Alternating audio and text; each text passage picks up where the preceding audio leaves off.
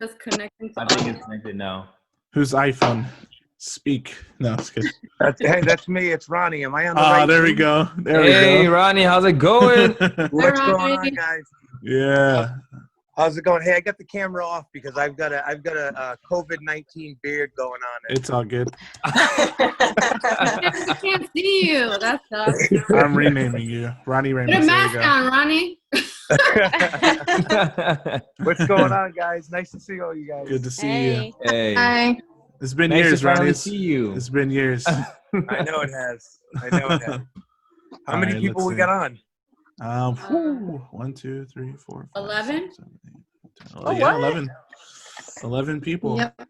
It's a Nice. good turnout. Oh my God! Listen, all this time, Jordan, you've been talking all this time, and I was like, "Yeah, it's been years. It's been years." I didn't even recognize you. I'm looking at you right now. You're a grown man now. Holy Yeah, crap. it's been a long time. Yeah, It's been a long time. recognize you. Nice to see you, brother. Nice to see you too. Well, yeah, let's get started. First of all, we want to do this. We want to upload this up to YouTube.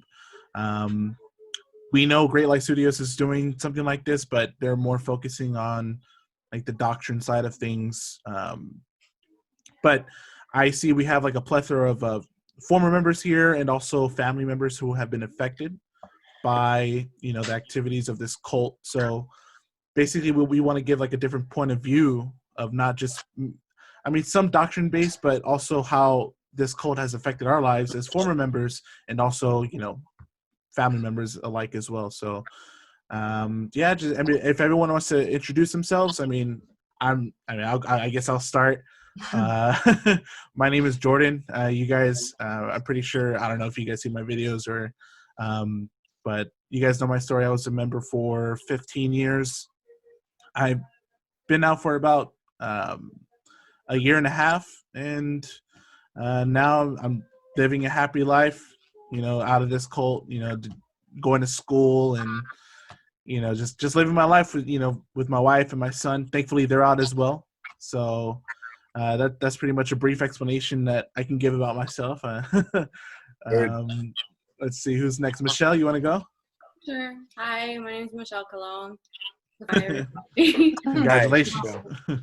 So I was back in 2009 and was kicked out in 2011, sued by the church twice for defamation for the examining site. I think maybe some of you are aware of the story already. And as a result, my husband at the time divorced me because the cult put pressure on him, convinced him I was the devil, etc. So he divorced me. They married him off to someone else who needed her citizenship, and I haven't heard from him since 2011. The 2 court cases that the cult had against me for defamation were both dismissed ultimately after 3 years of litigation. And now I'm in litigation with them. There are 2 pending cases. So since 2011 till now, I've been in litigation with them all this time pretty much. That's about it. There we go. Up next, Kelsey. Yeah, so my name is Kelsey. I was a member of the group for 10 years, from 2007 to 2017. I left 2 years ago, and like you said, Jordan, living life and doing what I want to do. Yeah. Without having to ask permission. Yeah. Let's see who else. Ronnie. So I was in the church. My name is Ron, of course. I was in the church from 1999 to 2011. It was 11, yeah, mid-11. Yeah. So I got baptized in the church in 99. My sister Tammy was going. She was super excited about hearing about the mother. She kept calling me. I used to call her. I'm going quick over this, so I don't take too much time. Go ahead. So I used to call her church lady because I thought she was a fanatic with this church. So I finally went, got baptized, and everyone knows my story. I went to Korea 3 times and all that jazz.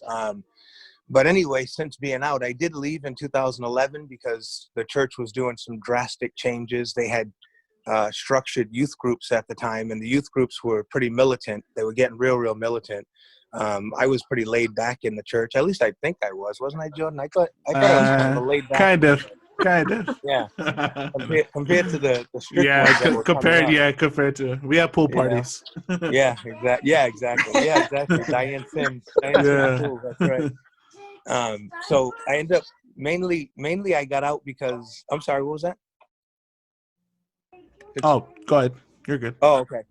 Mainly I got out because I just had a disagreement with Pastor John. I guess I'll say it briefly like that. Thought his sermons were a little bit harsh, and members were coming to tell me about it, and they were afraid to go to Pastor John. So I finally said, all right, well, I'll talk to him. I said, told him about his sermons, if he was okay. I asked, his sermons are kind of negative.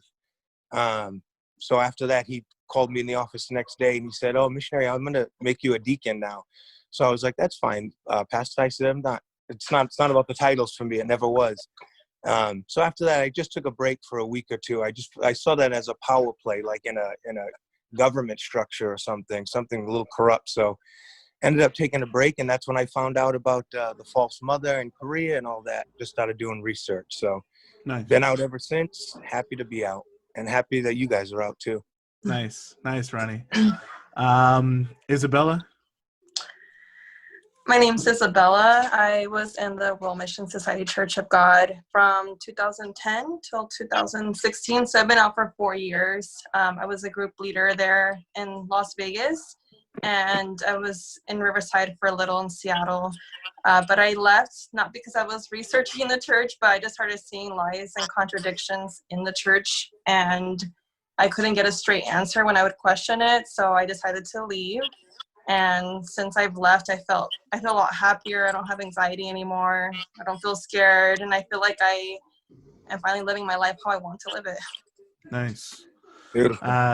Let's see. Who else? Heather, you're going to go last since you're going to share your testimony. Let's see. Chelsea, you got your... Yeah, I'm here. You recently left, so... I'm Chelsea. So I was a former member from 2018 on and off till about 2 days ago. I finally blocked. Congratulations! Yeah. Wow, there we go. Finally blocked the woman who was like stalking me to come to Bible study. And yeah, that's about it. Nice. Josue, give a little. I'm not a member. This actually has affected a friendship I had a long time ago with a buddy of mine named Renzo. Invited to his house, him and his mom bombarded me with videos, and after maybe 1 or 2 talks, trying to chop it up, he just forced it, and I said, look, we're gonna have to go our own ways. And then recently, my wife gets approached 3 to 4 times when she goes off on Saturdays to Target or Walmart. And I'm just like, well, let me go ahead and use my microphone and whatnot to give people who are former members a voice to speak against the church and the things they've done. Nice. Nice. All right, now to our first star of the show, Heather. First coming out and sharing her testimony. Yeah. She has she's shared a lot with me personally about what she's gone through. So yeah, take the mic. Hey guys, my name's Heather Ledesma. I was baptized in 2010 in San Diego, the main branch in San Diego. My older brother, he was in the Navy, so he actually was preached to, and I was actually looking for a church, and he preached to me. I came, and at first I wasn't accepting, but little by little, once I did kind of more Bible studies, then I met a missionary there. And I'm going to skip over a lot because we're focusing more on relationships. So when I first was baptized, I was already planning on moving back home to Fresno, which is about 6 hours, 7 hours towards like Bakersfield area. And I was already planning on moving. I had boxes packed. I was like ready to go. I had an apartment picked out. And the missionary, she actually begged me not to move. I was trying to get out of a bad relationship because of physical abuse, emotional abuse, and just kind of unfaithfulness. So I already made up my mind. I already actually had an apartment picked out with my mom, and I gave her the deposit, and everything was good to go. And then she showed up with my brother, and they were just really forceful in just telling me to just stay, not move. There wasn't a church there at the time in Fresno. So I was really worried because I didn't want to flake out on my mom because, you know, my mom also was depending on me. But eventually it took maybe a couple hours and she convinced me not to move, even though that my relationship was just not a good relationship at all, emotionally and physically and everything like that. But I decided to just stay, and she convinced me that, you know, what if he's a member? What if he's, you know, a brother? So that kind of made me feel guilty. I didn't want him to lose out on his salvation. So I ended up staying, and I ended up just unpacking my things and flaking on my mom and apologizing. And eventually he came to study, and he actually didn't believe, even though he studied. But the missionary there actually told him to just get baptized for my sake, even though he didn't believe. So, you know, he got baptized, even though he didn't believe, and even though he wasn't really into the doctrine, he got baptized for my sake. And later on, maybe a couple years in, we just were not doing well. Still nothing changed. So I actually had to ask permission to the leadership, to my missionary, to leave him. And permission was granted. And so she found me a place, the missionary found me a place to stay with a sister, and she was a single mom. So we were roommates, and then actually she was really involved with my personal life, with you know, getting child support, with, you know, setting up everything. But now when I look back, I just feel like they wanted me to remain in that relationship because he was military, and he was making a lot of money. And in my experience and from what I feel, I wonder, you know, maybe if that was the reason why, because I wasn't making money. It was just mostly he was giving me the tithes to give to the church at the time. But eventually, you know, the missionary, she kind of walked me through the process and made sure I got child support, and even went as far as, you know, telling me to contact his command to make sure that I got everything I needed. So she was really into my personal life, I noticed. And eventually we ended up divorcing. And maybe a year later, maybe two, she introduced me to someone. She sat me down and asked me what I thought about this brother, kind of pointing to him from afar.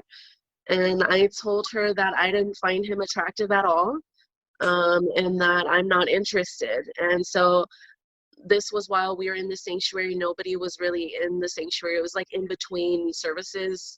And she rebuked me, and she told me that I'm shallow, and that I don't deserve a good husband, and that I'm a sinner, and that, you know, I don't deserve to be treated right. And if I did have a good husband, then I would probably fall away from the truth.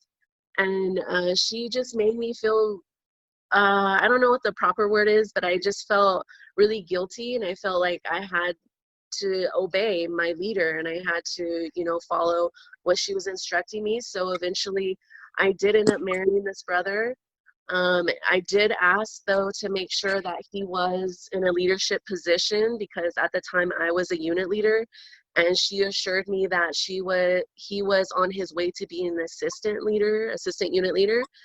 And so when we got married, probably a month later, he started missing service, and I just saw like he wasn't really active in the church as what it was made out to be.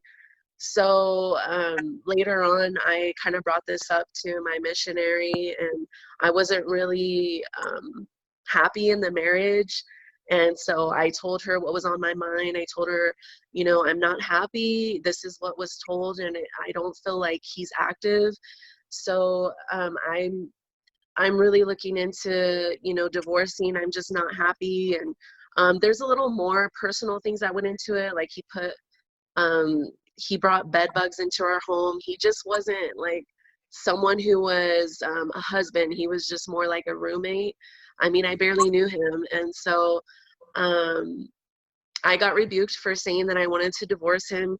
She kind of grabbed me by my elbow and pulled me into a study room. And she just went hardcore, you know, rebuking me, just kind of like, you know, you're a sinner, you know, who do you think you are? How dare you, you know, you took a promise before father and mother, you know. So it was really hardcore rebuking that I've never really felt before between her and I. So I went home and, you know, I just felt at a loss. Like I didn't know what to do. I just, I don't know. I waited probably another month, and I asked again. But I kind of didn't ask about a divorce. I just asked to separate him. I asked to move out. And I kind of used the bed bugs as a leverage, kind of saying, you know, he doesn't care about them. He keeps bringing them into my home. I have a child. You know, I don't want that in my home. So she finally gave me the okay to move out. And so later on, eventually, I was able to get permission. At this time, I moved to a different branch. I moved to Escondido branch. So at this time, I got permission from that leader to move on with the divorce. And this missionary at this new branch, Escondido, he was constantly asking me, you know, about the divorce. He was like, are you done with the divorce? Are you done? You know, let me know when you're done. Kind of rushing almost. And so eventually I was done. And then as soon as I was done, he asked me if I was interested in this brother. And I said, no, I had a bad experience with marriage, you know, from my past relationship, and I don't want to do this again. And I told him I'm not interested. And I actually, because he was kind of asking me again, I took that as an opportunity to tell him, you know, next time I want to choose who I want to marry. And still he insisted on the brother, and he actually paired us up preaching. And so it was really awkward. We had to preach together, and I'm pretty sure he also was informed about me too. And it was just so awkward. And we went preaching together. And then later, after preaching, the leader asked me again, the missionary there, he asked me how I felt about him. I said, no, I'm not interested. And then I said, well, what about this brother? And this brother was actually my fruit. And he was someone that I actually knew because I worked with him.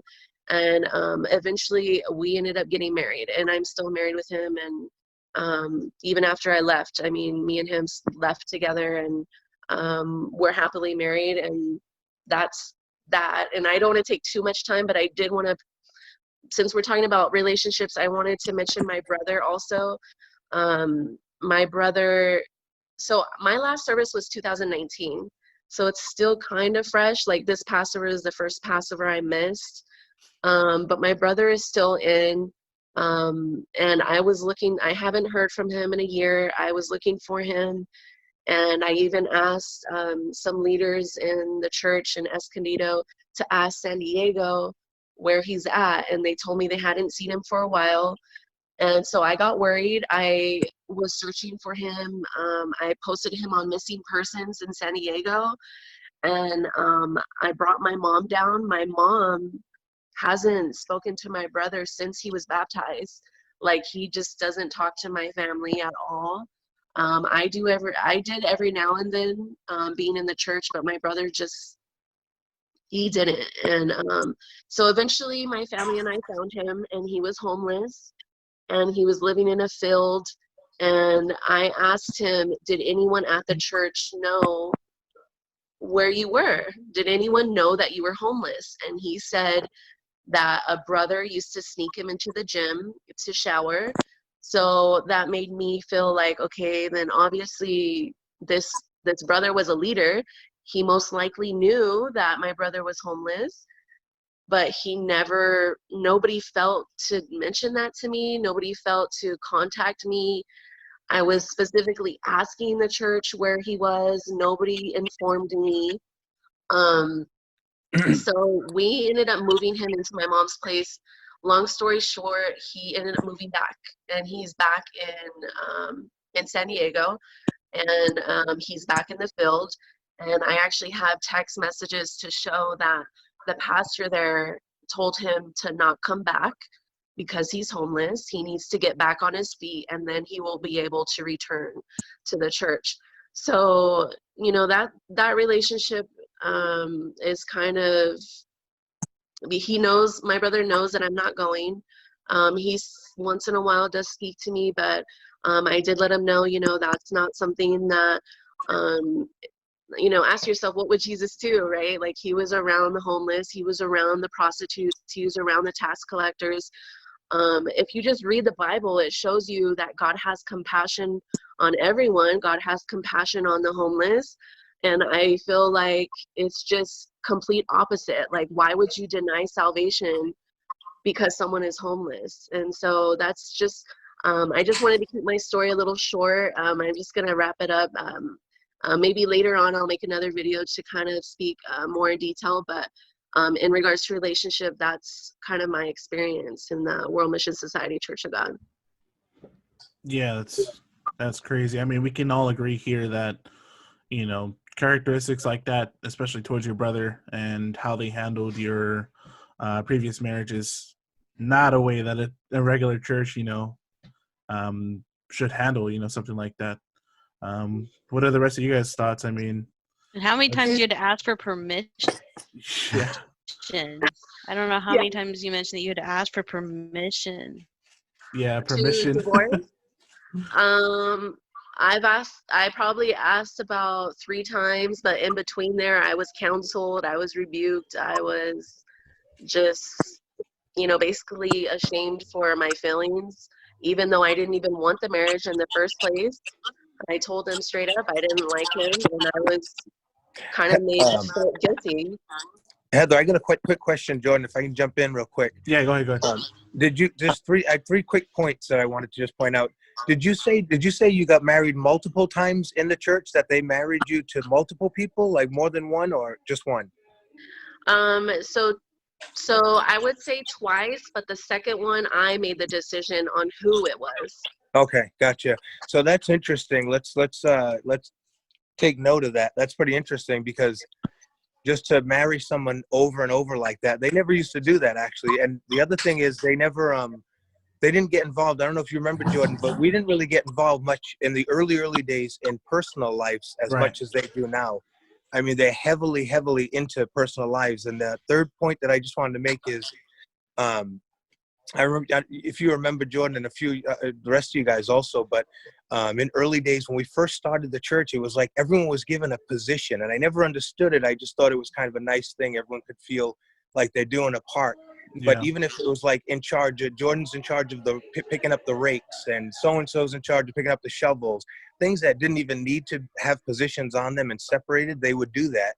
And that's interesting that it just feels like they do the same thing now, but at a higher level, like giving them positions to keep them, you know, in the church. I just thought that was interesting, how many positions they handed out all the time now. Yeah, they do have a way. Go ahead, Jose. Go ahead. Yeah, so like 2 questions on that, because I found a lot of the things that you said and how they responded to be is totally radical. So does the church care about the state of the marriage as much as they care about, well, he's just a believer? No.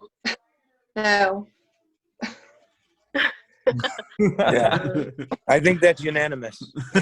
Okay. So the other thing was because it seemed like the church has a lot of selective listening, and is there such thing as restricted and unrestricted reporting, when you share information, does it seem to leak out throughout the church, or are there information the church ought not to share, but they still do it? Like if I confide in my missionary, are you saying do they share outside?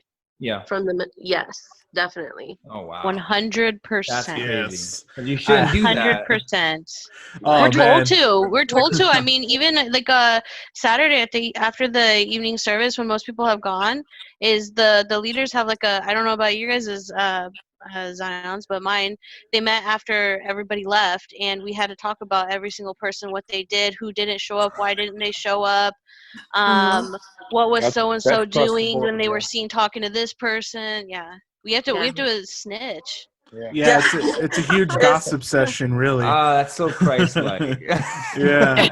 Yeah, I remember it was after the Sabbath day. It'd be like after everyone's gone, like it was like 11, midnight sometimes. And then all the group leaders would have to get together in a room, and we'd have to basically tell on our groups to the leaders there. Like, and if a group leader didn't say anything, they're like, why don't you say anything? What's going on with your group? Is your group perfect? Like, so like we're basically like encouraged to snitch on other people. No, I mean, at that point, you wouldn't even want to share information to anybody else, right? No, you knew who you could talk to and who you couldn't. You knew. Yeah. You know, that's kind of weird because back in the older ages for Catholics, that's what they use communion for, in order for the priest or the pope to know what's going on in their church and in their, town. So it's weird they talk so much about the Catholic Church, but they have their own way of doing exactly what the Catholic Church was doing. So Yeah. I don't get it. They have a huge way of, excluding somebody from a group, or like what Isabella said and Kelsey, like, we had those meetings, a couple times a week, just a huge gossip session, about what's going on with the members, why so-and-so is not going preaching, why so-and-so is not tithing, why so-and-so is not attending, so it's just. And Jordan, didn't you have to count people's tithes? Oh, yeah. I did too. I have I actually have I'm gonna pull it up here. I have a spreadsheet. I have an example of a spreadsheet that I was sent to by a missionary. Let me pull it up really quick. I'm gonna screen share. I'm gonna try this out real quick. Spill the tea. I'm gonna just wing it. I'm gonna wing it. Let's see. Can you guys? Oh, wait, hold on. It's loading. Can you guys see that? Oh yeah. Yeah, there you go. Let me try to zoom in a little bit. I'm actually able to zoom in myself too. Oh, nice.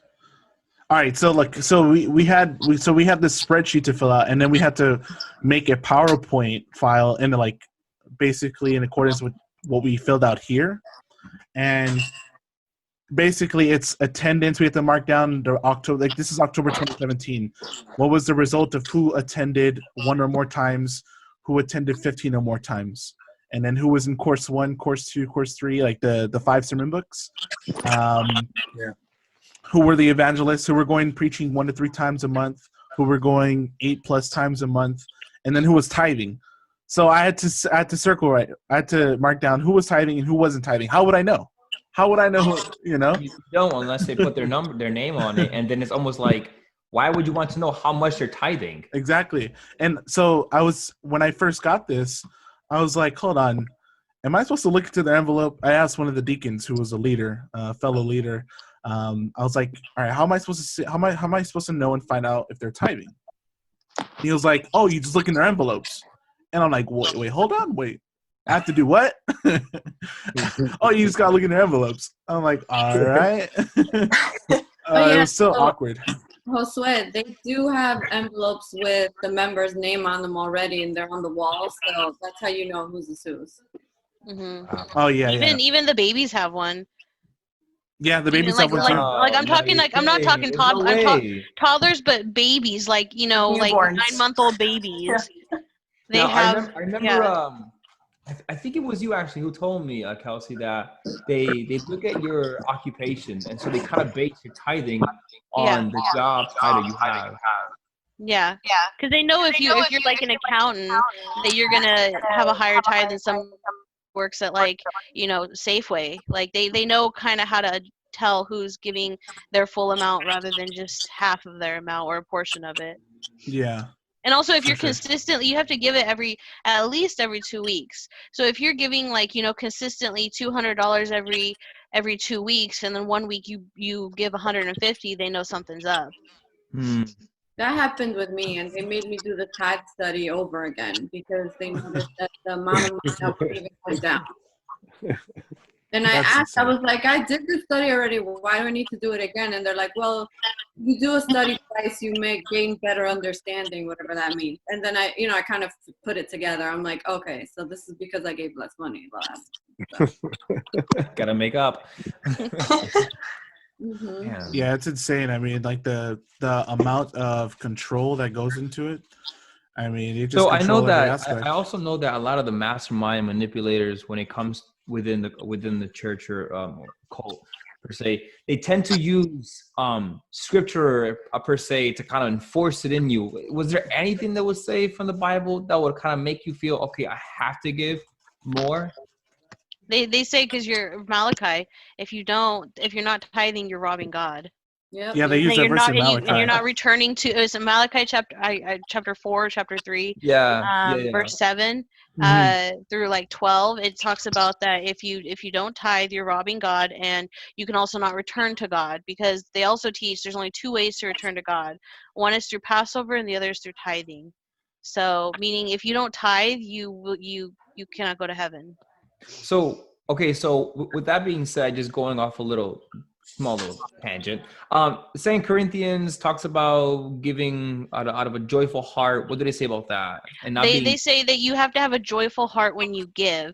So like, for example, like they use the example that like I can give you $5, Josue, and I can say, okay, here's my last $5. This is like my last $5, but I guess you can have it. You don't want it, right? Because I kind of like through my tone, I kind of made like it feel like a burden, right? Or I can say, oh no, Josue, I want you to have this $5. Like you're such a good friend or something like that. It depends on how you word it and how you act when you give it. That's what they're talking about. So when we tithe, if we tithe saying like, oh, I have to give this money. I don't have this money to give, but I have to give this money because the church is saying it. Then that's not having a cheerful mind. You need to say, hey, you need to have a mind that I want to give this to God because God has done all these things for me. So I want to give this to God in return. So it has nothing to do with. I mean, you still have to do it, but they're saying you basically have to be happy about doing it. Right, but I think just to expand a little bit, it says here in 2 Corinthians 9:7, each one must give as he has decided in his heart, not reluctantly or under compulsion. So yeah, it's completely under compulsion. It's completely in their tithe study. They have that verse that they make us show people. Like so, but we emphasize not the compulsion. We emphasize the cheerful heart. Gotcha. I think Ronnie wants to say something real quick. Yeah, and coming from just to go a little bit deeper with that, because we have to understand the function of a cult and function of mind control. Because when you go into this, they teach you what love is. They teach you what a cheerful heart is. So everything that we thought about love, we didn't truly understand about love. They had to show us what God's love meant.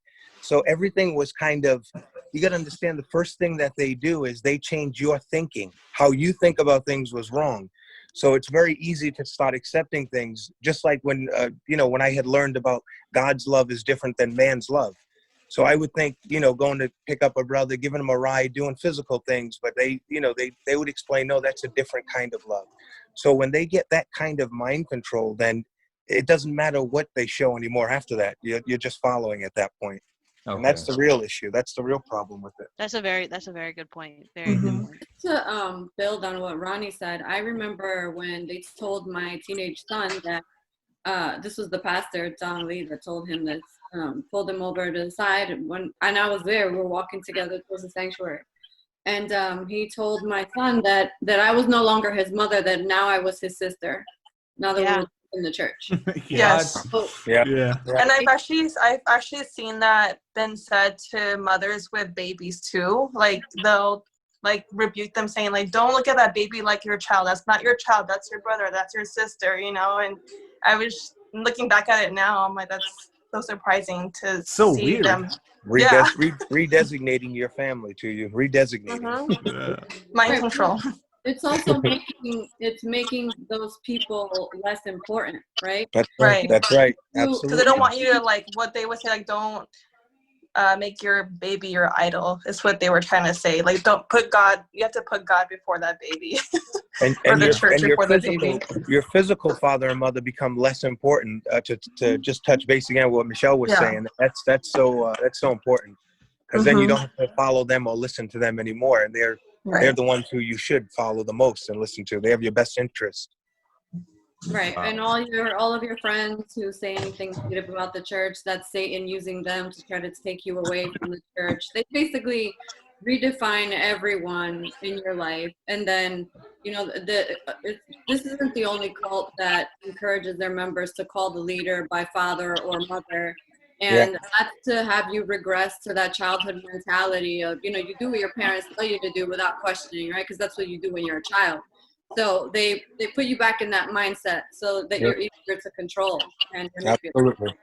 Absolutely. I think it has a lot to do with like Korean culture too.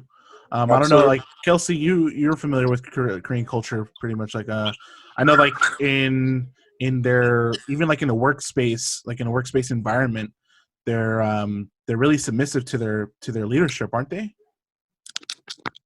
Yeah, you have to use. There's like a certain tense in the language that you have to use when addressing like a boss or higher up, as opposed to just like regular standard talk. I mean, standard talk. There's like how do I say, like different levels, like different words to say. Like for example, like Ronnie, you're older than me, right? So I wouldn't talk to you in the same tense that I would talk to Jordan. But in a workplace, Ronnie, if you were or say in the workplace, if Michelle, you were my boss and you were higher up than Ronnie, then I would talk to you with more respect than Ronnie, even though Ronnie's probably older than you. Right, like Nim, like when you call Nim in Korean. Yeah. Oh, yeah. With more respect or whatever, huh? Mhm. It's like Kelsey's having some difficulties. They're breaking up, Kelsey. Yeah, that happens. It's a lot No different worries. in the work. Can you hear me now? Like a robot. Is it still breaking up? All right, I can hear you. Now it's good. Sorry, guys. Oh, you can hear now? Yeah. Yeah, you're good. Okay, I'll let you guys talk. But yeah, I feel like they put their Korean culture a lot into the church. I don't know, for those of you former members, you can see like for one example, I remember going to a wedding before, when they used to have weddings inside the church. Instead of like kiss a bride, they bowed to each other, and I was like, oh, that's weird. That's Cecil. Were you talking about Cecil? Oh yeah, yeah. I thought that was so weird. It was just, but it was very evident that that Korean culture was really input into the church's culture. And I remember speaking to one deacon before, and he was like, yeah, like Korean culture is the closest culture that resembles heavenly culture. He told me that directly.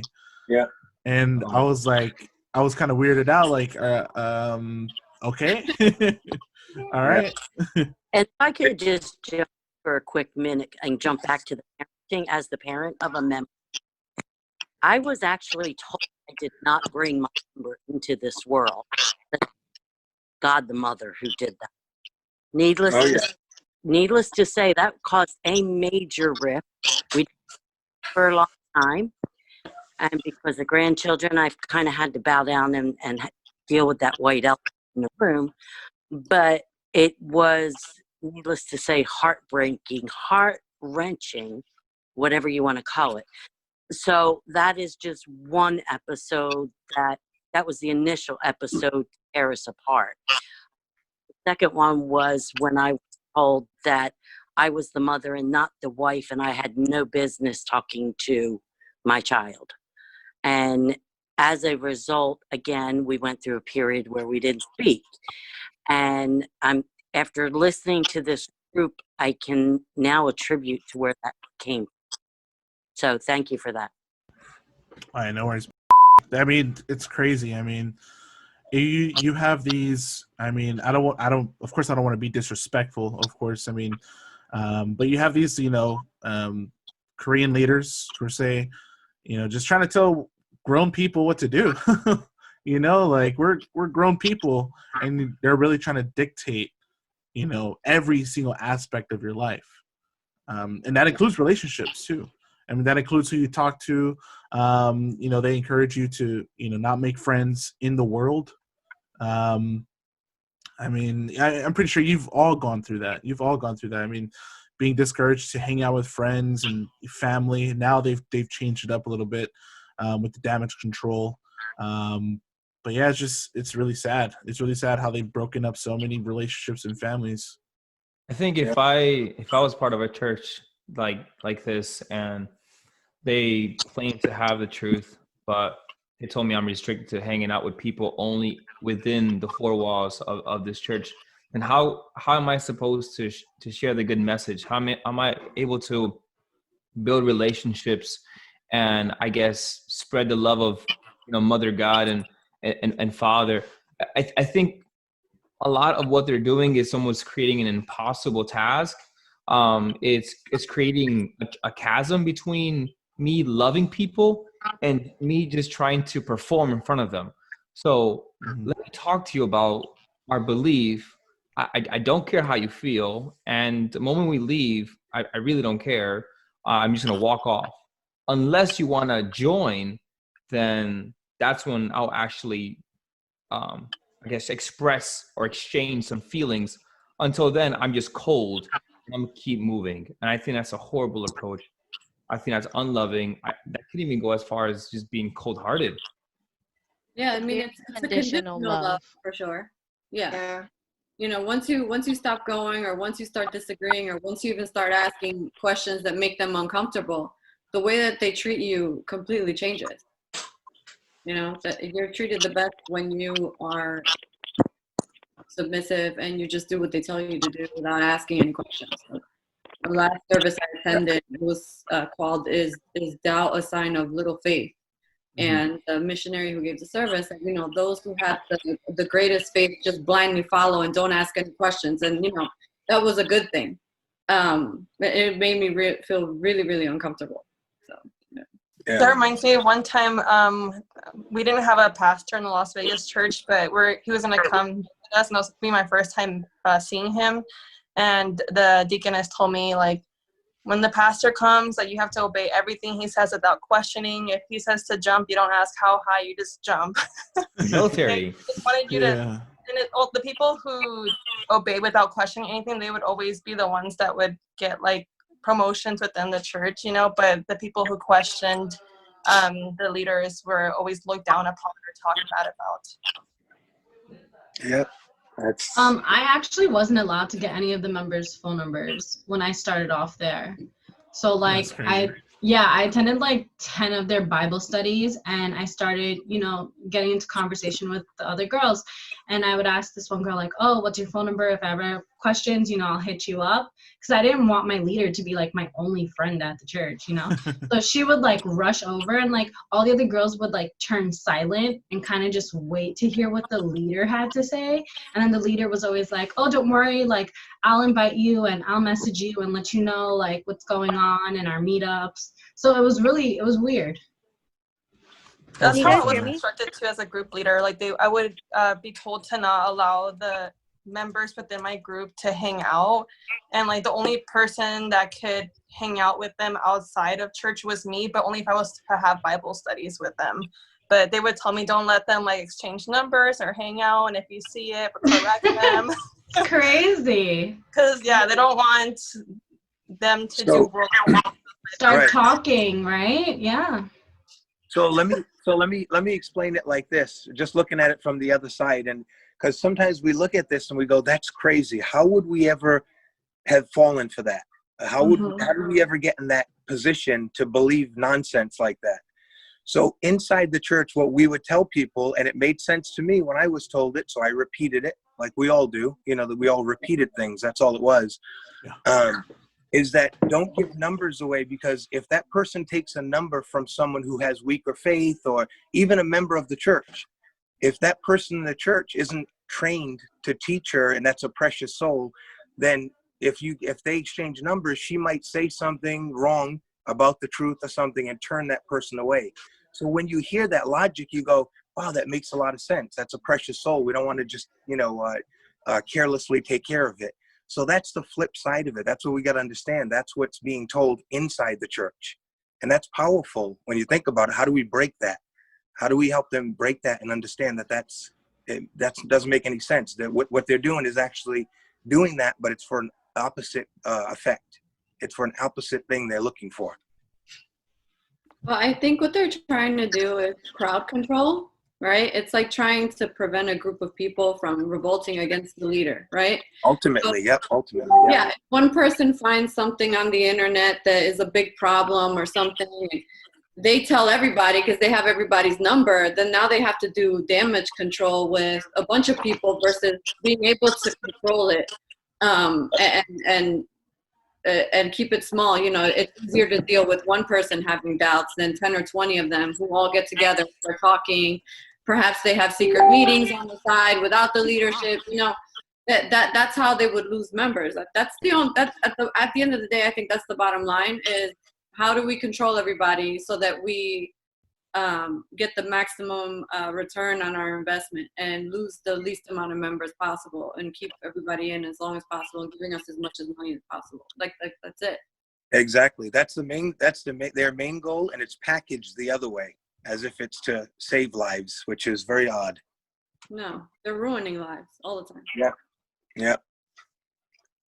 I have a question. Can y'all hear me? Yeah. Yes, we hear you. Yeah. How are they supposed to preach to 7 billion people if you can't talk to certain people and you can't text people and you have to go through leaders and you're not supposed to preach online? I don't understand any of it. Well, they can once they're trained, so to speak, or brainwashed, or that's when they can start preaching to anyone they want. Not to the homeless or disabled though. Yeah, Right. exactly. In my experience, yeah. Now, But they please counted explain the that. 7 Please explain billion. that, because I need refreshing on that part. Yeah, they're like selective, but they want to preach to everybody, but nobody I know knows about this. Like, it's not known, but they want to tell everybody, but then they don't. Like, I don't know. I'm confused. I'm very confused by all of it. It's confusing. Yeah, it's really confusing. Who wants to take this one? I mean, I could tell you what I heard because I had questions about that when I was having doubts. I said, they're trying to save people. Why aren't they going? Being a nurse, why aren't they going to the hospital and trying to preach to the people who are like on their deathbeds to try to save them before they die? If they have no other way. And I wasn't really given a good answer. And then I thought about, well, what about the homeless people? Why aren't we trying to help them? And what the deaconess told me was like, those people, if we preach to them, they're going to come to the church and they're basically going to take advantage of the church and not really be here because they have faith, but just to be able to get whatever they can get from the church. I know that I've heard from other higher ups that in their ceremony book, it says that people who are disabled are possessed by the devil. Ronnie, I don't know if you could speak to that, but. Which book was that in, Michelle? The sermon book? Which one? The ceremony book. That's a book that only really. The ceremony book. The ceremony book. I don't know if I've seen that. I'm not sure. I can't speak on that because I don't know if I've seen that in that book. I do know that the church does say it goes hand in hand with one of their subjects called the forgiveness of sins, or the secret of the forgiveness of sins, or whatever, and they explain that the severity of someone's sin. You can basically see the severity of someone's sin by their situation down here on earth. If that makes sense. So let's say if someone's disabled or they have some type of issues, physical issues, or they were born in a poor country or something like that, they would explain in a way that, it's because they did a more severe sin in heaven. That's why they're in that particular situation, and certain circumstances that they have to go through. Yeah, that's Right. what I was told too. We were supposed to. We were preaching. I was preaching with the deacon, and there was like a apartment complex, but there was like a rail to get to the door, meaning that person was in a wheelchair. And then I was about to go there. He's like, "Don't go there." He pulled me outside. And then later on, after we were done preaching, he was like, "Oh, the reason why I told you not to go there is because he said that he heard in Korea when he went there that people who are disabled, or if they have like Down syndrome, or if they have disabilities, is because they sin greater in heaven. They're the intentional sinners." Oh yeah. So he said we shouldn't preach to them. So if I can just share a quick passage on something that I just find like contradictory. In John 5, Jesus heals a lame man. It says, by the sheep gate in Jerusalem, there was a pool called Bathsheba in Hebrew, which has 5 colonnades. Within the place lay a large number of the sick, blind, lame, and paralyzed, waiting for the moving of the waters. If you continue to go down, Jesus heals a man who was lame. So if Jesus confronts the layman, why isn't the church doing that very same thing? Well, the way that I was explained that, they were like, well, nowadays we're not like healing the physical blind or the physical lame, but like the spiritual blind by opening people's eyes to the truth. And like, I can't remember what spiritual disabled meant, but that's what was explained to me. Yeah, it was explained to me the same way as well. I mean, they take everything now in a more, they explain everything more in a more spiritual sense by saying exactly that. You know, they're spiritually blind, they're spiritually lame. So our mission is to spiritually heal them with the Passover. That's their explanation. That's such a, for me, that's such a cop-out. Yeah. And that's just them trying to actually answer the question. Yeah, I mean, whenever you can say, well, that's not what it really means, because when you interpret it spiritually, it means this. They can basically just make it up as they go along. It could mean anything. Yeah, I feel like with anything that they can't answer, like, oh, that's spiritual, just like the train to China, oh, that was spiritual, like just everything's spiritual. Yeah, they do that a lot. That's a pretty common excuse they use. Spiritual. Why is that important for your salvation? Yeah, that was the big thing. Why is that important to know? Why is that important to know? Does it have anything to do with your salvation? Gosh. Why is that important to know? They would say that too well. That reminds me of a meeting that I had with the pastor and my husband at the time, when, you know, this is when I didn't want to go, but I was going because my husband said, if you do the studies all over again with the pastor and you go to one service on the Saturday, then I'll stay in the house. Otherwise, he was going to leave. So I was there for one of the studies, and they let my husband study with me and the pastor only this time. And I asked the pastor at the end, I said, you know, I want to talk about what the Bible says about marriage and divorce. And he would not even approach the subject with me. And I'm like, well, why won't you tell me what the Bible says about marriage and divorce? And the pastor got really mad. And he was like, you know what difference does it make if you're both going to die? Like, what difference does it make if you stay married or you get divorced if you're both going to die? So I'm just like, okay, but that's not what I asked you. I asked you, what does the Bible say about marriage and divorce? And you're refusing to answer the question. You know, like, so it was insane. They pick and choose what's important, you know, it just. Yeah, they pick and choose. Michelle, were you asking him that because you couldn't read the Bible on your own, or did you already know what the Bible said about marriage and divorce? I knew what the Bible said, but I felt like the church wasn't, I don't want to say focused, but they weren't taking that into consideration when they were causing problems between my husband and I, you know, or when they were like encouraging other people to divorce and to separate. And, you know, the Bible says that the non-believer is sanctified by the believing spouse, right? So what difference does it make that I don't want to come here anymore? If my husband is here and he's, you know, all for it, then why are they so concerned about, you know, him staying with me or not staying with me, if that's what the Bible says? So I felt like they weren't really following the Bible the way they claimed to. So that's why I was asking the pastor about it. And he wouldn't discuss the topic with me, because I said to him, I said, you know, you guys focus a lot on the Passover being the covenant that we have with God. Well, what about marriage is a covenant also?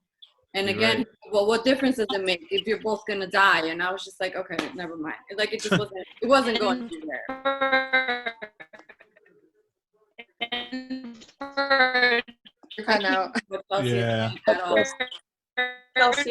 And for a church that says, you know, that we follow the Bible exactly, to, like you said, pick and choose. I'll type in the comments. No, we hear you. We hear you now. Oh, We hear you I now. hear you now. The thing is, I stopped talking like 2 minutes ago, but We heard Go you ahead. say pick and choose. Go. Go ahead. okay, I put it in the comments. I put it For a in the church comments. that I said for a church that says they follow the Bible exactly, they pick and choose. Okay, she like sounds you like a robot said. again. Like, you know, they say, oh, we need to keep the. But yeah, we get what you're saying. We get your gif. So Claim that they're the only church that follows the Bible. yeah, that's what they preach, right? That they say Yeah. that's their big saying. You know, we follow the Bible 100%. Well, maybe not so much. You know, I think I posted a video on my Instagram about a man by Dr. James White, who is a teacher on Hebrew and Greek. And he pretty much breaks down the word Elohim in Genesis chapter 1.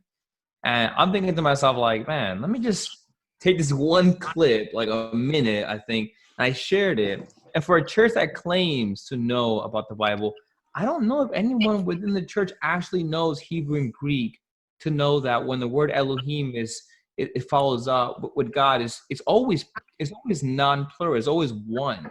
It's not two. And so I had to post it. I had to share it. I had to just see what the feedback would be from that. Mm-hmm.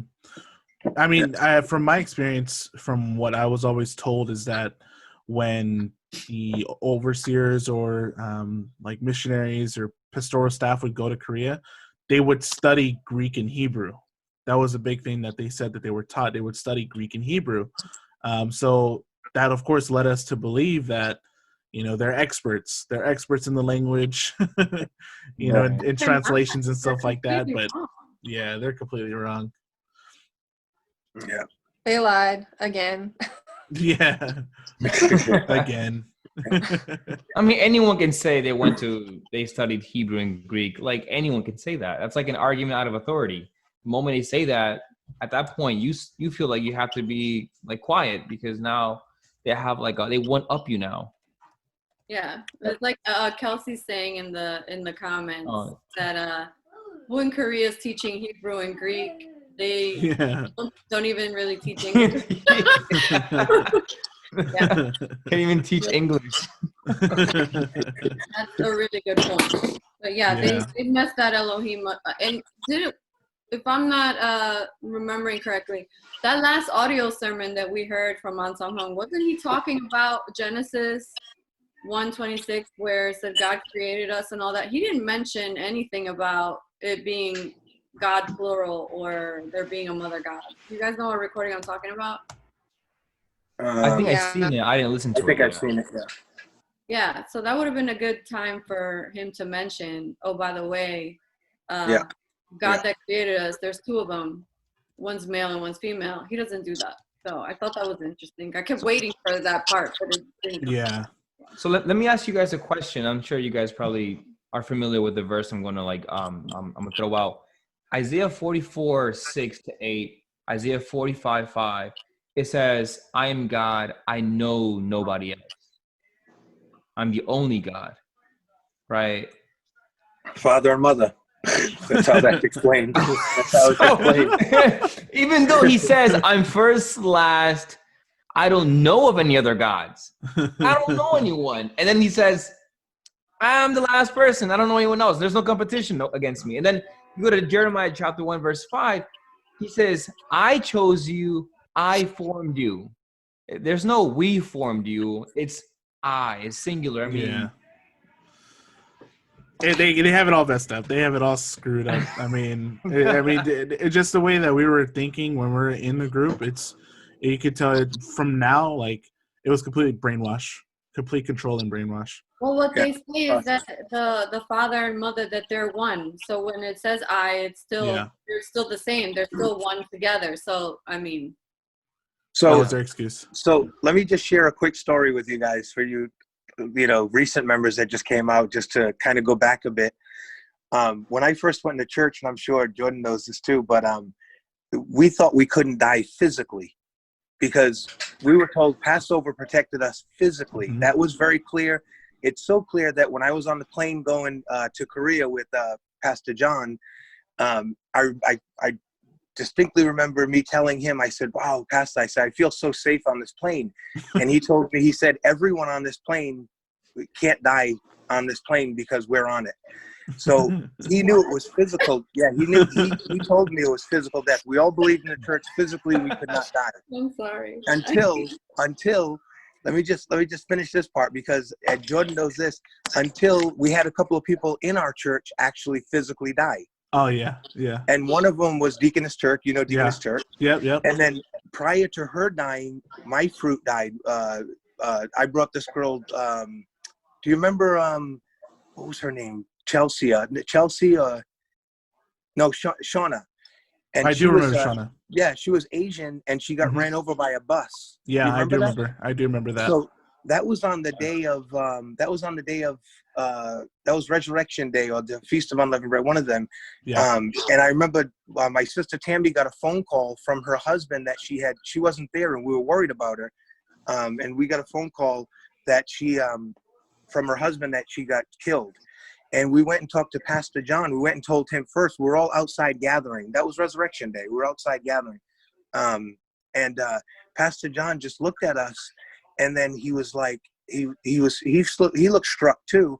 And then we went and talked somewhere else, and it was me, Tammy, and him.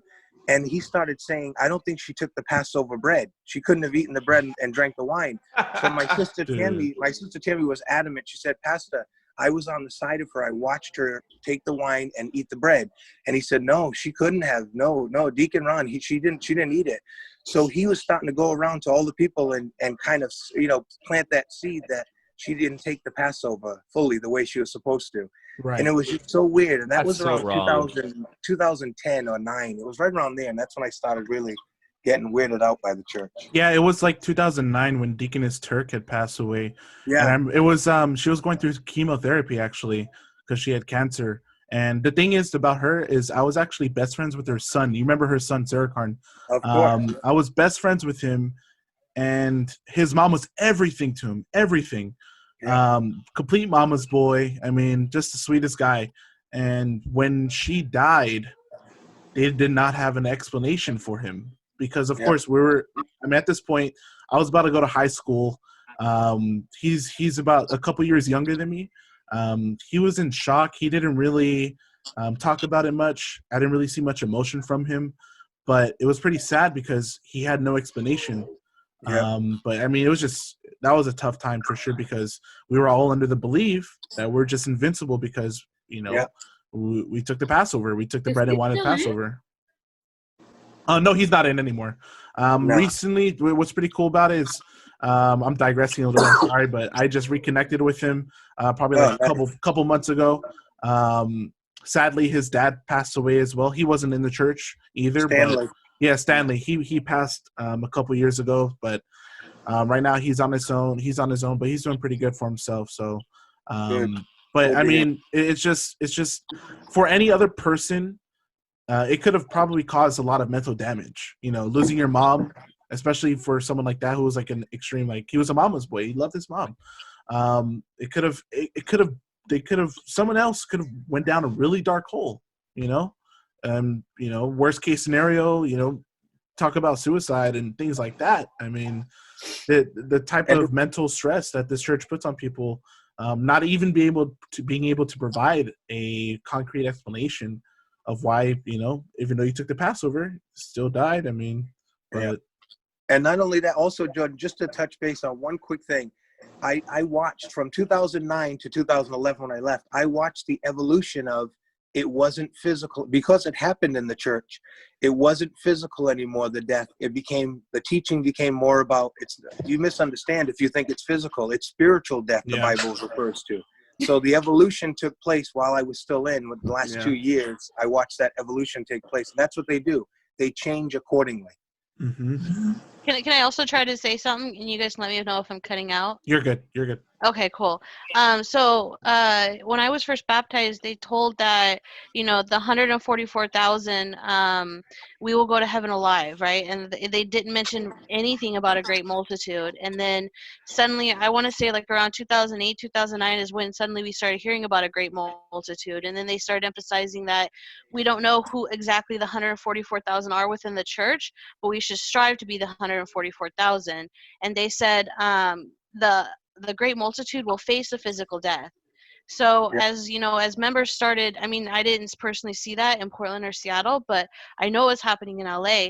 As some members, they came to die. People, in order to offset the explanation that we won't die, their explanation became like, oh well, they're not part of the 144,000. Doesn't mean they're not going to heaven, but they're not part of the 144,000. Yep. What is that? 144,000 are the best of the best who did everything perfectly and will go to heaven alive, not face physical death. And the 144,000 are like virgin males, by the way.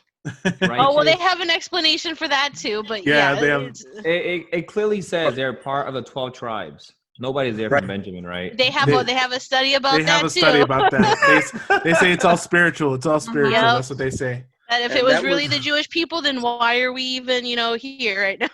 Why can't they give spiritual tithes then? How about that? Right, and that was not spiritual, they say.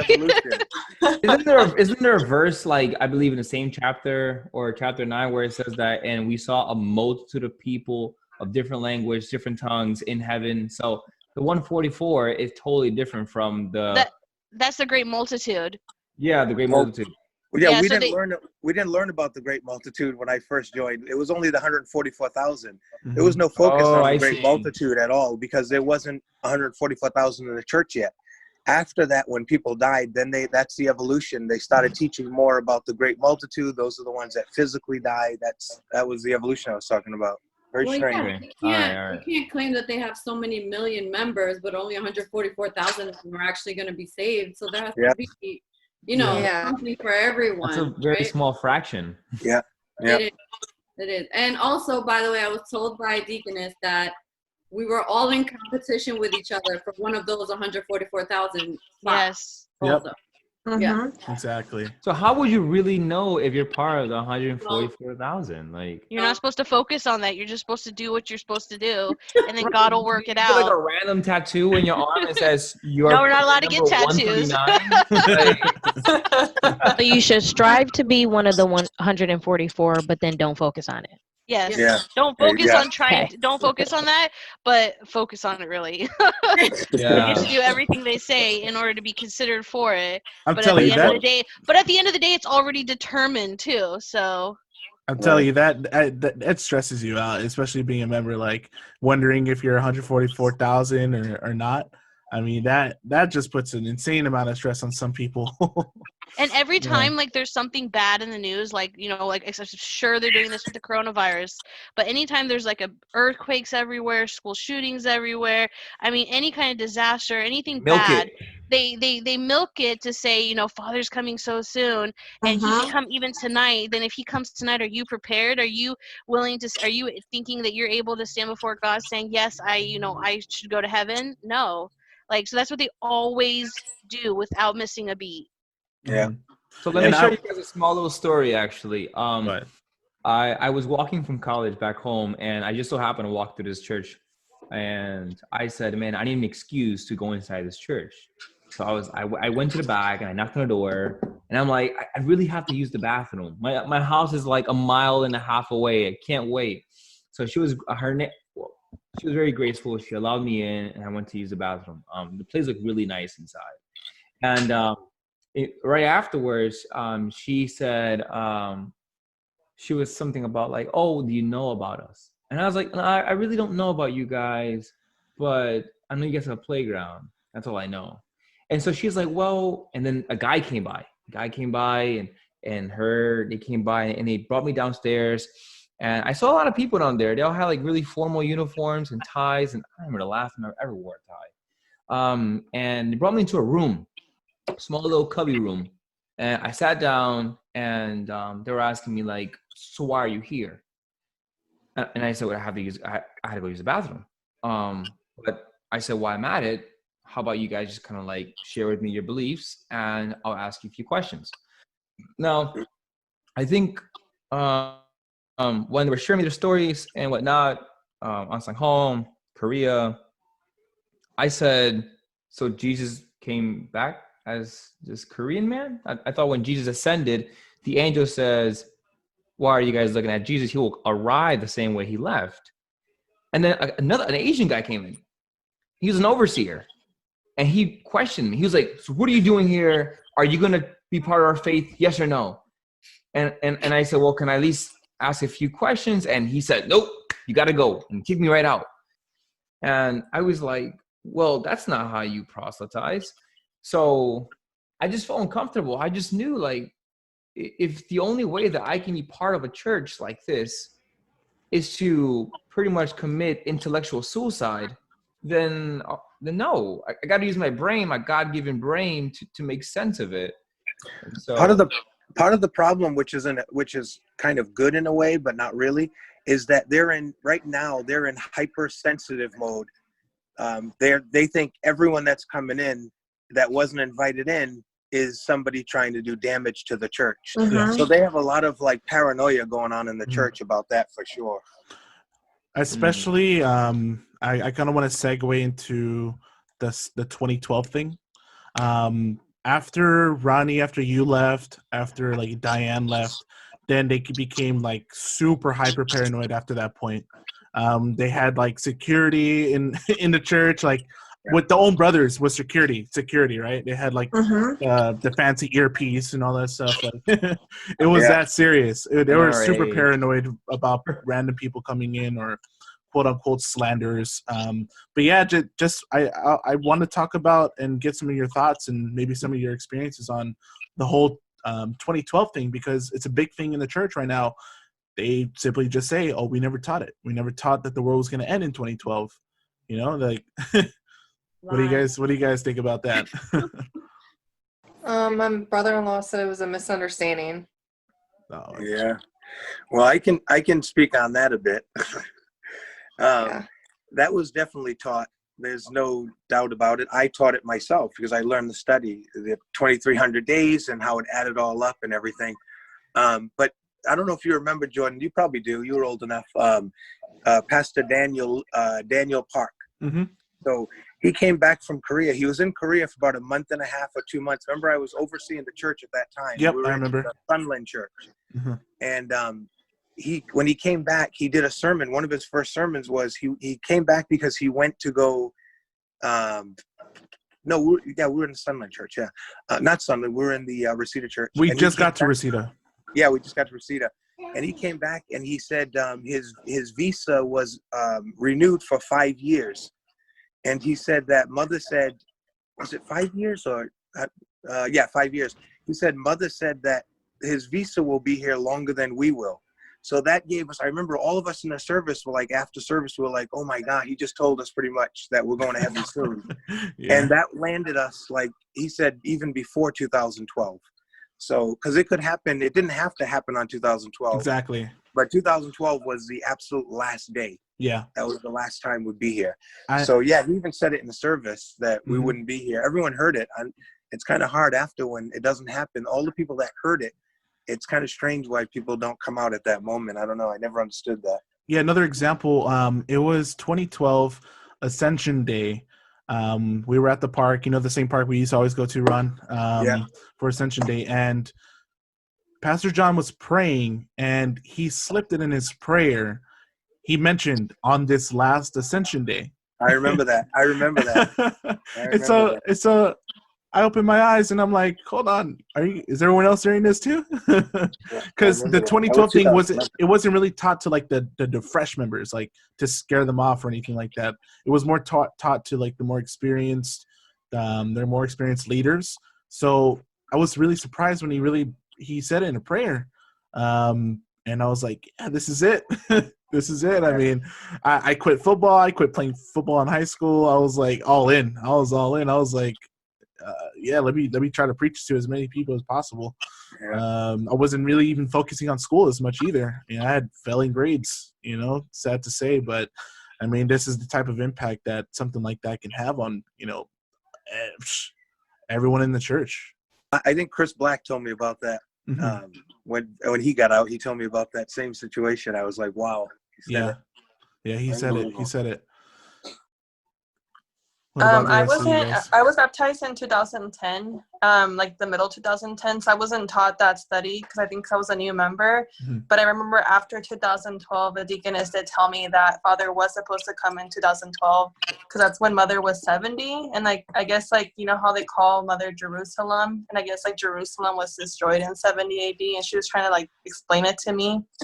And I remember at that time, I think Chelsea mentioned in the comments too, that they would make us like stock up on like water, flashlights, batteries, like just basically like if there's going to be a nuclear war happening, you know?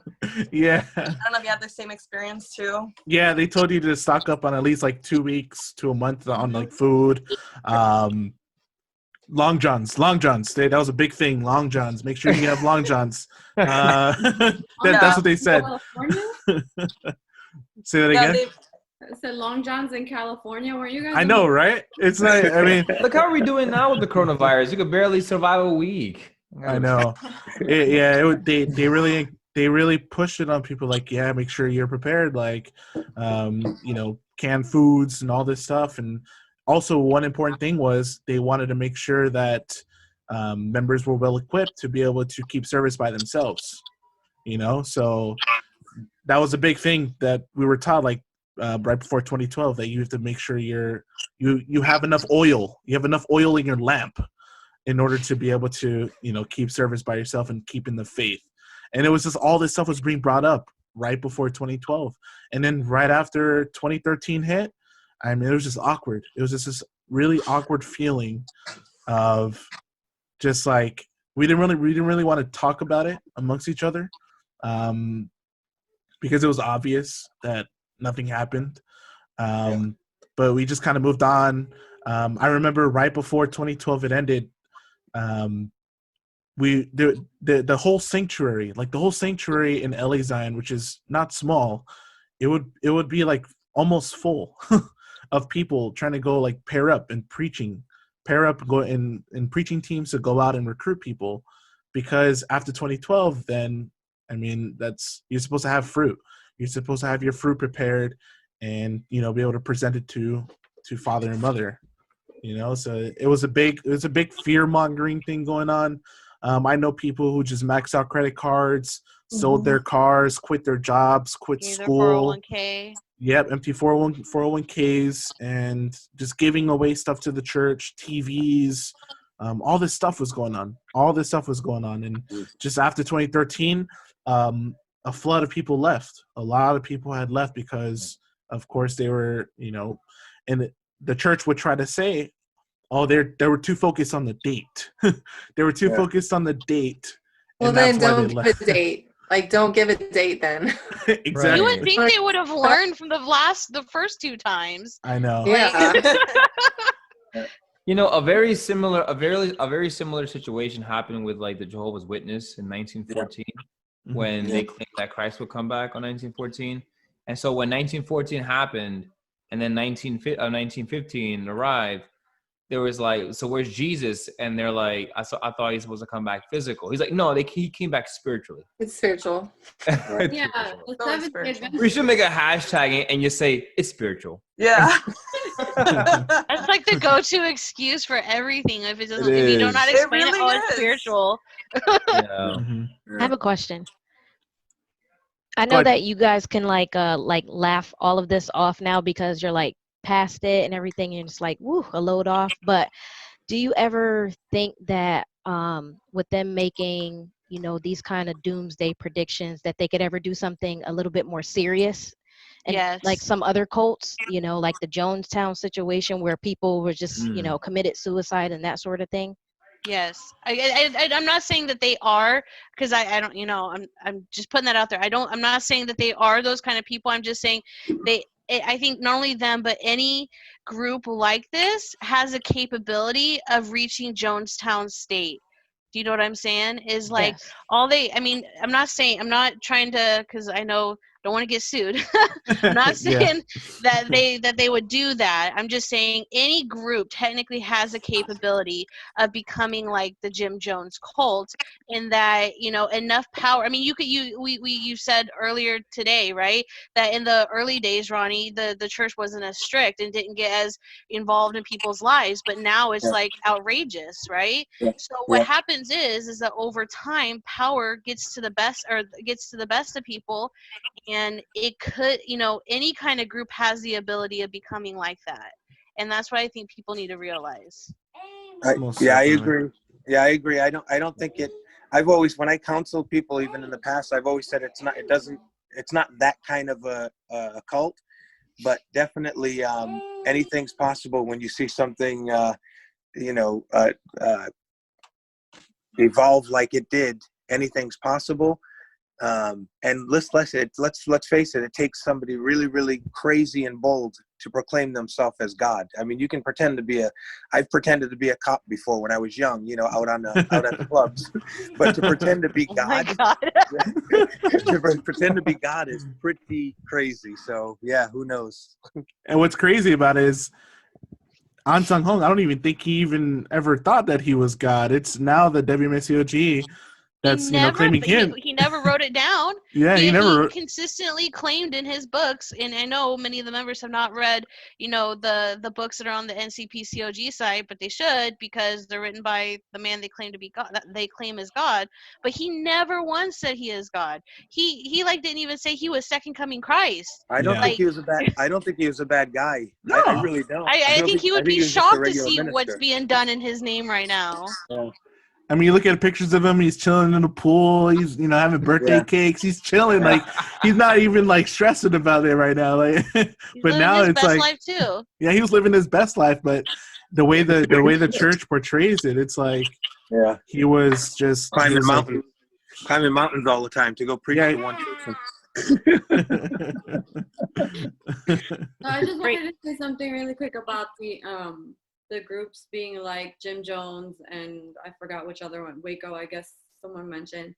I've noticed, because I've watched a lot of documentaries and read a lot of books about those situations, that those incidents seem to happen when the leader is being attacked, right? So the leader, obviously, always a malignant narcissist. There has to be one or more at the top. When Jim Jones did that, he was like they were almost out to get him. They were almost, you know, about to pick him up, and he freaked out and became really paranoid, and that's when he had everybody, you know, commit suicide. And the Waco thing, David was his name, right? Koresh. When he became very paranoid and all this other stuff, and when he felt like it was really happening, that's when he flipped out, and that's when everyone, you know, did what he said and started shooting back and all this other stuff. So I feel like it's not the members and their potential. I think it's the leader's potential to become more and more paranoid and to just have like a complete psychotic break. And because those members believe that person is God, and they do whatever they're told, that's where the danger comes. I have a question. Great point. Does Mother God know she's being like worshipped? Oh yeah. Yeah. Oh, There's absolutely. no way. Does she believe that she's God? Like, do you think she doesn't really say it, thinks she doesn't say it that she's God? directly. She doesn't say it directly, but there's no way she doesn't know. Yeah. No. One example. People go to Korea. Robot again. Just cut that again. See her in the All right, she's cut that again. One example is that hold on, she's still talking. People go to Korea to meet God in the flesh and then make a video. Yeah, I mean, she has right next to her office. There's a plaque right next to her office titled Jerusalem Mother or Jerusalem. Yeah, so she knows. Yeah, she knows. She knows. She knows for sure. Okay. And she never, I mean, man, she does no miracles. Yeah. There's no type of affirmation to her godness. It's just this toss in the air type of thing. It's like, yeah, I'm God, but I can't do nothing. I don't even know your name. Gotta wear that name tag though for me to know your speak name. English. Don't speak or English. speak English. Yet you created all languages, right? Hypothetically. Yeah, it's crazy. It doesn't. She I can't don't speak get it. it during her own services, from what I hear. Wow. Yeah, it's weird that she never really ever says, she never really proclaims that she is God. It's kind of weird how it is. For those of you that were members, in her sermon videos, she never really says that she's God, but she kind of throws it subtly here and there.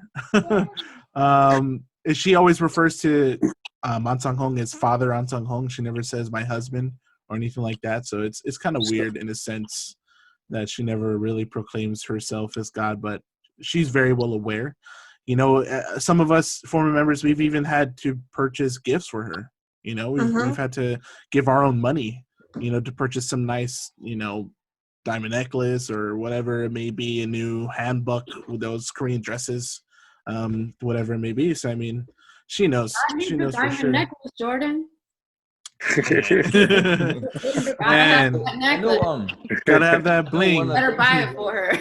Again, that's just so not following anything Christ-like. Yeah. There's I don't know, help me, Josue, where it is in the Bible where a man comes to Jesus and he asks Jesus, he begs Jesus to follow him. And Jesus tells him, get rid of all of your possessions. All your belongings and follow me. All your belongings and follow me. Yeah. And as the rich man, and he couldn't do it because it's the rich that are the hardest. So yeah. Personal driver. She's going robotic. Professor Hawkins? Type it. Stephen Hawkins. Is that Professor Hawkins? Well, she said this. She said, all right, they say Sahng-hong and Zhang never said that they are God because then we can go around saying we are God. That's what I was told. What? And they probably quote Philippians where it says that when Jesus says that he took no title or no power on himself, he came as a servant. So there's probably some twisting of scripture there too. I don't know. Most definitely. Yeah. Most definitely. Look for anyone who's they will now because of you, Josue. Thank you. Listen, for anyone who's out there still working on getting somebody out. For anyone who's out there still working on getting somebody out, just remember, look for opportunities because there's always opportunities. Throughout my entire time there was times I questioned and there was things that made me question. So keep looking for those opportunities for anyone who's still looking to get somebody out because there are opportunities. There was so many opportunities that if someone had approached me at a certain time in my so-called faith, I might have listened a little bit more. For sure. I see what Kelsey's saying now. So on in Gil-jah, the reason why they spoke the way they did is because they're supposed to set an example for their followers, their children. So the reason why mother, you know, says Father Sahng-hong and sing, you know, praise to him and all this stuff, like just set an example for their children, if you guys know what I mean. Well, the problem with that is in the church, they separate men and women. And when I asked, why do they, because I'm not a member, but I ask a lot of questions. I asked, why do they separate men and women? I was told that women have roles and men have roles. I said, okay, what are some of the roles that men and women have? Well, women, you know, they may collect the money. Men don't collect the money. I said, well, why don't men collect the money? Well, they just don't, because that's not their role. They can't preach or they can't do sermons. I said, women can't do sermons? Yes, women can't do sermons. I said, well, who said women can't do sermons? God. God said that. I said, now you sure? And I know where this says it in the Bible, but I just wanted to make sure. You sure God said that? Yes, God said women cannot give sermons. I said, but then you have a mother God. But you have a mother God. that give sermons though. Oh no. But so why can't women give sermons then? If God is setting the example, she gives Right. sermons. Why can't Right. women give sermons? Exactly. Right. Yeah, great point, Patty. Yeah. A lot of things they contradict. It just contradicts themselves. Like whatever they say, it just comes back around to contradict. Yeah. Hey, so their what's original the teaching. deal with the church only having Koreans as pastors? Oh, that's always how it's going to be, because the pastors get together in a general assembly, and from what I understood, they go over kind of detail things, and it's always in Korean, and it's always Korean pastor. I don't think there'll ever be outside of Korean a pastor because of the structure. Yeah, I of was specifically told that only Koreans can be pastors. Yeah. Yeah, and we were so surprised when they made you missionary, Ronnie. Yeah, I know. You're like I the know. first white missionary that was know. in the church. I know. So weird. I wouldn't have gone any further. Yeah, you hit the ceiling. but yeah, I mean, Okay, I see what you're saying, Kelsey. Yeah, they all hold on, what is Kelsey saying? Only Koreans can be. Oh yeah, because they speak Korean, obvious. Yeah. Yeah, I know for a fact that when I was there, Pastor John, he would contact Mother a couple times a week, on the phone. They'll be talking. They provide reports to the General Assembly and to Mother. So that's what I guess that's why only Koreans can be pastors. I mean, that's the only reason. That's a dumb reason. Well, I mean, you could easily translate. No, it's actually, but actually, it's their bloodline, because according to the 3 tribes, it's the Koreans from Abraham's family. They showed us a study actually that it was the Koreans. It was the Asian culture that was. I think they represented Shem. Shem or Japheth, I forget which one. I think it was Shem. And then that's where you get into racism in the church. Yep. I mean, they try to deflect. Yeah, they believe it.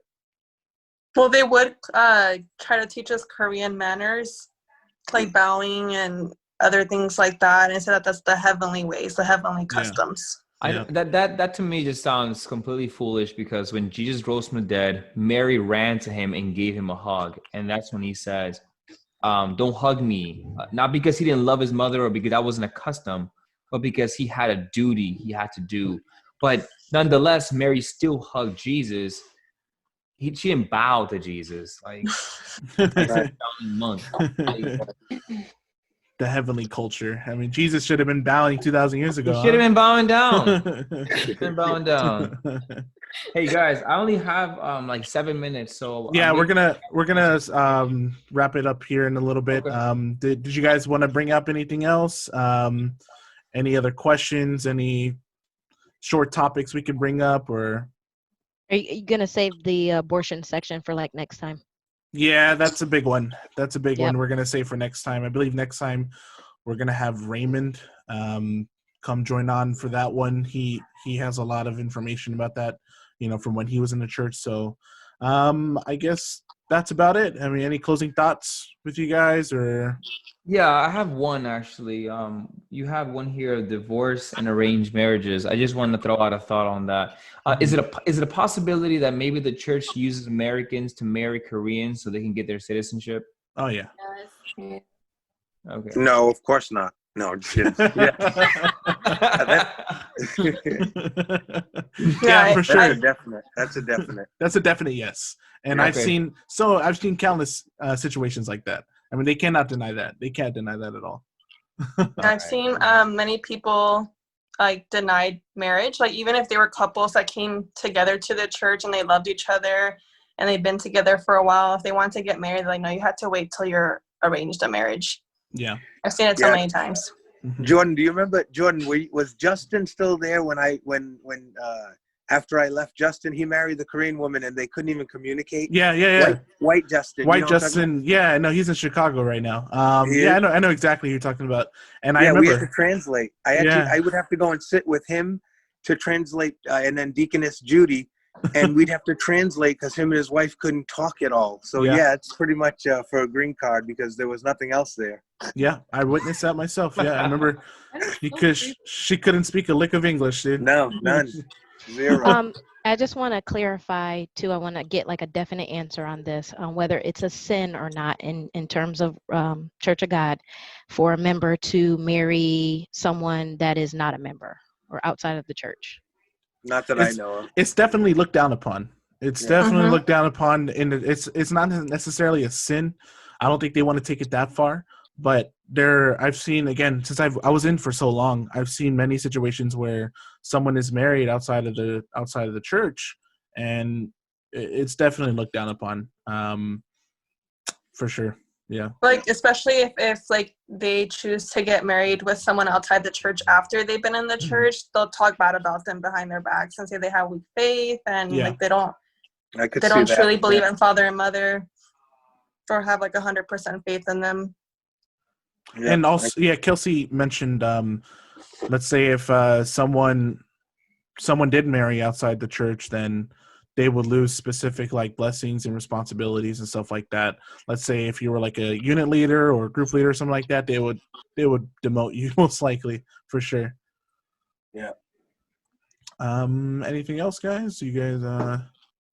Yeah, just really quick. What you just said. Like when you do something that they don't like, they demote you. It's like they're punishing you, like if you were a child. Yeah. You know, like you have to take. I'm taking away your game privileges, or I'm taking away your phone, or whatever it is to teach you a lesson. You know, that kind of like retaliation that they like a slap on the wrist. Yeah. It's disgusting. It really is. Yeah. Yes, it is. All right, guys. With that, I mean, I'm very thankful you guys came on today. This was Thank you. This is a very great great chat, you know, amongst one another. I wanna maybe have something like this again, maybe next week with Raymond on, you know, with a lot of information that he has as well. So if you guys want to join in on that one, feel free. But for you viewers watching, just please understand, like, this is coming from our experience, our genuine experience. And everyone here can attest to that. Everyone can attest to that. This is coming from our genuine experience. We're not trying to fake anything. We're not trying to lie about anything. We've all been in different parts of the states, and we've gone through the exact same thing. So just keep that in mind when while you've watched this video, and going forward, maybe try to do some more research about this church. And again, a couple of outlets, you know, examining the WMSCOG website. That was a great website for myself to do my research. I'm on Instagram, questioning the WMSCOG. Another great thing, you know, social media tool that is being used to question, you know, things about this church. So just want to encourage you viewers out there that are watching, whether you're a former member or that is having trouble, or a current member that is, you know, maybe trying to leave, or maybe this is your first video that you're watching, you know, doing your research. But yeah, just encourage you to just know that everything that we've said here tonight, it's just coming from just genuine and authentic experience. So with that, I'll end this meeting. You guys have a good one. Thank you guys for joining. Nice job, Jordan. Nice job putting this together. Nice seeing everyone. Bye, guys. Bye. All right.